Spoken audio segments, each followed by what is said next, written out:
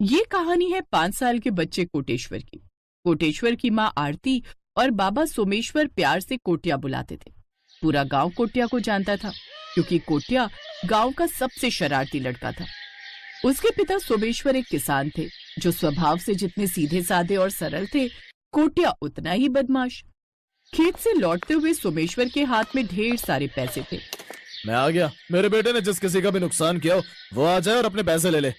सोमेश्वर एक पेड़ के नीचे बने चबूतरे पर खड़े होकर आवाज लगाने लगा और उसकी आवाज सुनकर 6-7 लोग भागे चले आए। सोमेश्वर, तुम्हारा कोटिया 2 पाव भाजी खा गया मेरी, तो मेरे 50 रुपए दे दो। ठीक है दादा, ये लो। कोटिया ने आज फिर मेरे 2 मटके फोड़ दिए, मेरे 80 रुपए दे। ये लो। सोमेश्वर, तू रोज यहाँ आता है और इन लोगों को ऐसे पैसे बांट देता है। तू कोटिया को समझाता क्यों नहीं? सिर पर चढ़ा कर रखा है तूने उसे। हाँ ताई, मैं कोशिश करूंगा। अच्छा ये बता कि तुझे कितने पैसे देने हैं? रहने दे, तेरा लड़का मेरी गाय के पास पटाखे रखकर भाग गया। बेचारी कूदती रही यहाँ वहाँ। बता, इस बात के क्या पैसे मांगू मैं तुझसे?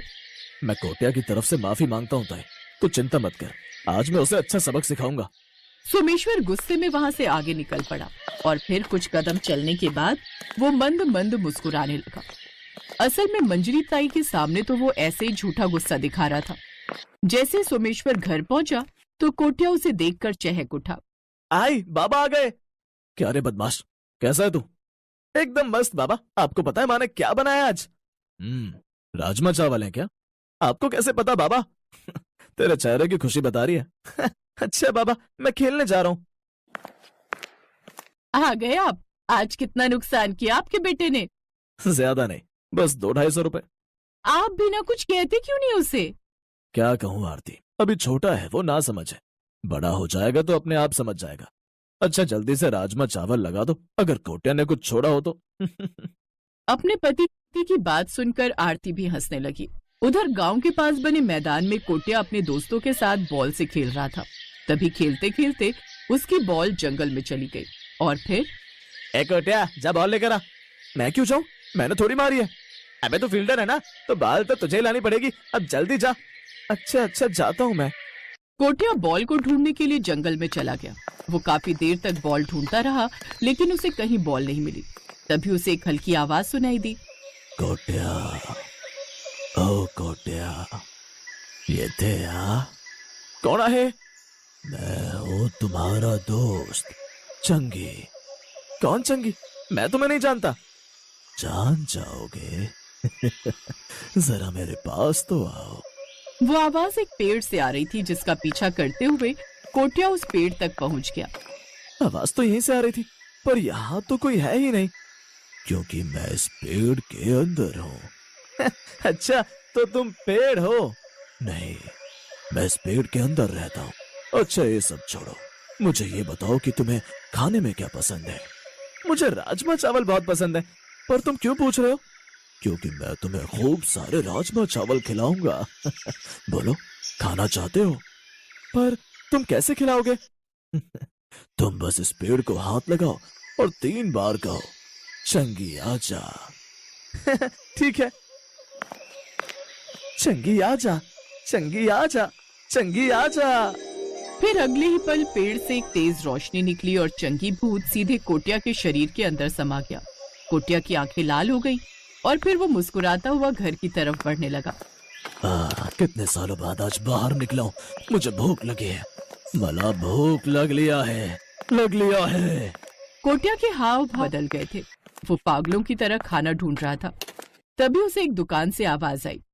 आ जाओ, गर्मा गर्म राजमा चावल खा लो। राजमा चावल मुझे खाना है। आओ बैठो कोटिया। ए छोटे, 1 प्लेट राजमा चावल लगा रे।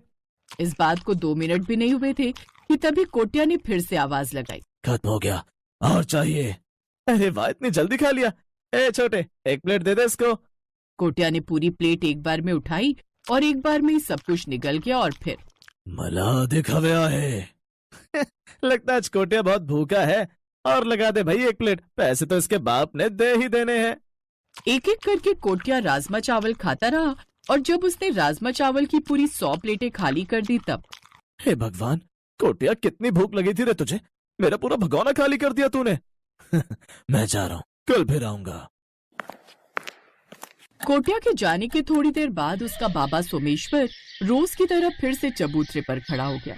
इस बार लाला सबसे पहले भाग कर आया और उसे सारी बात बताई। लाला, मैं सीधा आदमी, उसका मतलब ये नहीं कि तुम कुछ भी कहोगे और मैं मान लूंगा। 5 साल का बच्चा 100 प्लेट राजमा चावल भला कैसे खा सकता है? वही तो मैं भी हैरान हूँ भाई, पर ये सच है और तुम्हें मेरे पैसे तो देने पड़ेंगे। ठीक है, लेकिन आज नहीं कल। अगर उसने मेरे सामने 100 प्लेट राजमा चावल खा लिए तो मैं तुम्हें 2 गुने पैसे दूंगा, ठीक है? ये सुनकर लाला वापस जाने लगा। तभी सोमेश्वर ने उससे कहा, क्या हुआ लाला, कहाँ जा रहे हो? झूठ पकड़ा गया ना? तेरे कोटिया के लिए राजमा चावल बनाने जा रहा हूँ, कल वक्त पर आकर अपनी आंखों से देख लेना। हैरान परेशान सोमेश्वर घर पहुंचा, पर उसने कोटिया से उस बारे में कोई बात नहीं की। फिर अगली सुबह कोटिया बच्चों के साथ खेलने निकल गया और जब उसे भूख लगी तो वो लाला की दुकान पर पहुंच गया। इस बार सोमेश्वर उसे छिपकर देख रहा था। कोटिया ने राजमा चावल अपने मुंह में उड़ेलने शुरू किए। 10, 20, 50 की गिनती गिनते हुए सोमेश्वर का सिर चकरा रहा था और फिर कुछ देर बाद, अरे पूरी 100 प्लेट। अब मैं जा रहा हूँ। हाँ, कल फिर आना कोटिया। कोटिया घर की तरफ बढ़ गया और सोमेश्वर ने चुपचाप बिना कुछ कहे लाला के हाथ में 4000 रुपए रख दिए। वो भी कोटिया के पीछे पीछे चल दिया। आरती इधर आओ, सुबह के लिए कम से कम 10 कटोरी नहीं 20 कटोरी चावल और राजमा बनाने की तैयारी करो। क्यों, पूरी गांव की दावत कर रहे हो क्या? जैसा मैं कह रहा हूँ बस वैसा करो। अगली सुबह कोटिया के उठने से पहले ही आरती और सोमेश्वर ने ढेर सारे राजमा चावल बनाकर उसके कमरे में रख दिए। कोटिया जैसे ही उठा तो राजमा चावल देखकर वो पागलों की तरह हंसने लगा और कुछ ही पलों में उसने सारे राजमा चावल खा डाले। खिड़की से ये सारा नजारा देखकर आरती और सोमेश्वर की हालत खराब थी।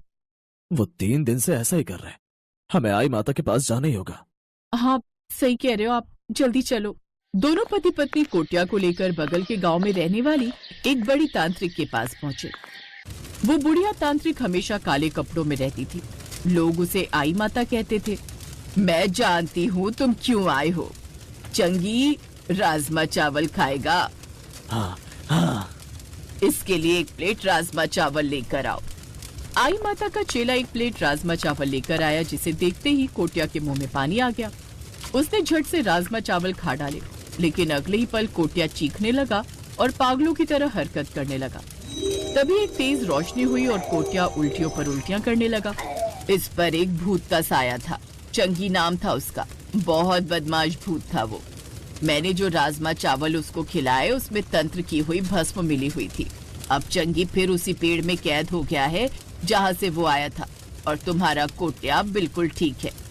आई माता के चरण स्पर्श कर सभी लोगों ने उन्हें धन्यवाद दिया और फिर अगले दिन, ए छोटे कोटिया आया है, राजमा चावल निकाल रहे। हाँ लाला, पर बस 1 प्लेट है। बस 1 प्लेट? हाँ, बस 1 प्लेट। कोटिया ने राजमा चावल खाना शुरू किए। लाला और उसके कर्मचारियों से ध्यान से देख रहे थे। तभी वो आधी प्लेट के बाद डकार लेकर उठ गया। ठीक है लाला, मेरा पेट भर गया, पैसे बाबा से ले लेना, ठीक है? और हाँ, उधर जंगल की तरफ मत जाना कभी भी, समझा क्या?